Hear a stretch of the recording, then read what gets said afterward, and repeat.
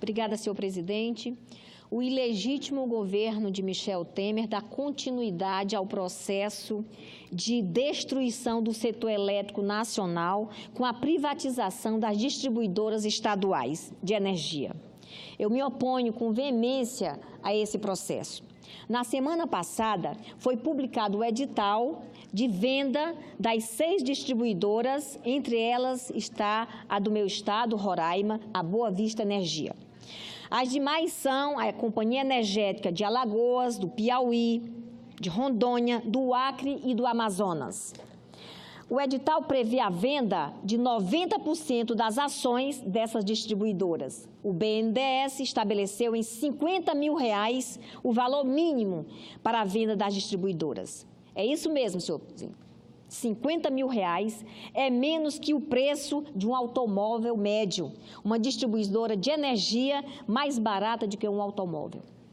E não se alegue que são empresas endividadas. Não se alegue que são empresas endividadas. Sabemos como funcionam as privatizações no Brasil. Privatizam os lucros, socializam os prejuízos. Basta ver o que aconteceu com as privatizações em outros setores.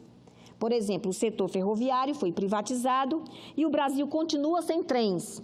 Isto ficou evidente na greve dos caminhoneiros que paralisou o país porque não temos transporte por trilhos. As únicas ferrovias que funcionam são altamente lucrativas. Alguém tem dúvida do que vai acontecer com o setor elétrico nacional? Já estão se formando os consórcios para abocanhar as linhas mais lucrativas. Os estados considerados deficitários ficaram abandonados à própria sorte. Veja um caso do meu estado, Roraima. É o único estado da federação que não está interligado ao sistema elétrico nacional. Hoje nós dependemos da energia de Guri na Venezuela. Para piorar a situação, surgiu a informação de que o governo brasileiro parou de pagar a Venezuela há 3 meses pela energia de Guri. Esse calote significa que Roraima corre enorme risco de novos apagões, causando enormes transtornos à população do meu estado. Quem lucra com essas situações são as termoelétricas. Elas recebem dinheiro para ficar de reserva em caso de apagão, mesmo sem fornecer energia. Você imagina, pagando caríssimo a empresa que administra as termoelétricas, e essa empresa há denúncias graves de que tem vínculo com políticos de Roraima, lamentavelmente. Se a linhão de Tucuruí fosse estendido até Roraima, o problema acabaria, nós não precisaríamos ficar dependentes de uma energia de termoelétrica tão cara, tão poluente. Ora, se o sistema elétrico for privatizado, o linhão de Tucuruí não vai sair nunca, que é um investimento muito caro e que nenhum grupo privado vai querer fazer. Privatizar a Eletrobras e suas distribuidoras, todos sabem o que vai significar. Conta de luz mais cara, demissão de servidores, apagões. E o meu estado conhece muito bem essa história de apagão. Sofre muito com isso. Então, eu conclamo os meus colegas senadores e senadoras, não só do Acre, de Rondônia, Amazonas, Piauí, mas de todas as unidades da federação, a impedirem a dilapidação de um patrimônio que é dos estados, que é do povo brasileiro. Senhor presidente, eu também trago aqui a esta tribuna uma questão que diz respeito ao requerimento de criação de uma comissão parlamentar de inquérito para investigar a política de preços dos combustíveis adotado pela Petrobras durante o governo Temer. Eu gostaria de apelar ao presidente Eunício para que faça a leitura em plenário do requerimento para que se cumpra o rito de tramitação desta matéria na Casa.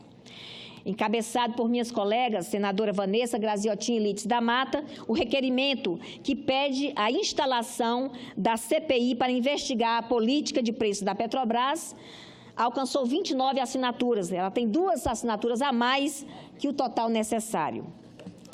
E eu sou uma das signatárias do requerimento e considero fundamental que uma comissão analise os problemas que afetam a vida de todos os brasileiros e brasileiras. Essa comissão é importante ser instalada logo. É claro que esse governo ilegítimo não tem nenhum interesse de instalação de uma CPI. Aposta que a população vai esquecer o problema com o fim da paralisação dos caminhoneiros. Mas quem precisa pagar R$ 80 ou mais por uma botija de gás não tem como esquecer as maldades desse governo Temer.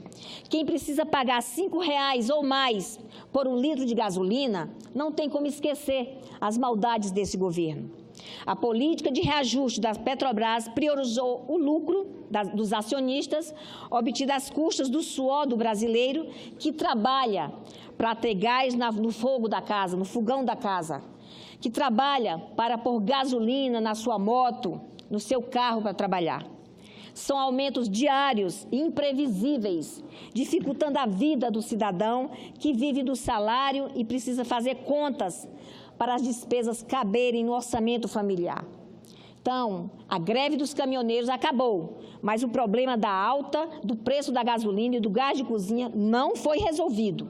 Essa situação que precisa ser discutida nessa casa. E a oportunidade estará dando a instalação dessa CPI, será uma oportunidade boa para discutir mais uma vez essa questão. É o que desejamos todos, os meus colegas senadores e senadoras, que têm preocupação verdadeiramente com o bolso do povo brasileiro, do cidadão e da cidadã brasileira. Senhor presidente, eu quero também aproveitar a oportunidade para, mais uma vez, aqui no plenário do Senado Federal, cobrar o enquadramento dos nossos servidores.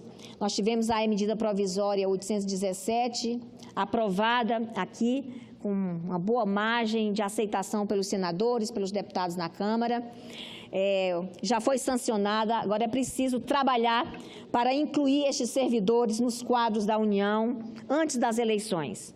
Essas pessoas trabalharam no período de 88 a 93, é o período assegurado pela lei, porque essa MP regulamentou a emenda constitucional 98, que assegura esse enquadramento. E nós esperamos, senhor presidente, que isso aconteça antes das eleições. É o sonho das pessoas, é a expectativa desses pais e mães de famílias, desses jovens, desses servidores que trabalharam pelo nosso Estado nesse momento tão importante de fundação, de construção do nosso Estado.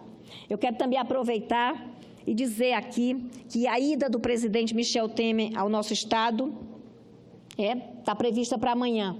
E nós esperamos que as promessas feitas quando ele esteve lá, depois do Carnaval, em fevereiro, possam ser anunciadas como promessas que deverão se concretizar. Nós estamos esperando, os roraimenses esperam que tudo aquilo que foi dito na reunião de fevereiro de 2018 seja efetivamente concretizada. Nós não aguentamos mais só promessas, só expectativa de resolução dos problemas graves que afetam o nosso Estado de Roraima com a crise humanitária, a crise grave da migração em nosso Estado. Roraima não pode ficar sozinho pagando por esta conta. Essa é uma responsabilidade da União, essa é uma responsabilidade do governo federal.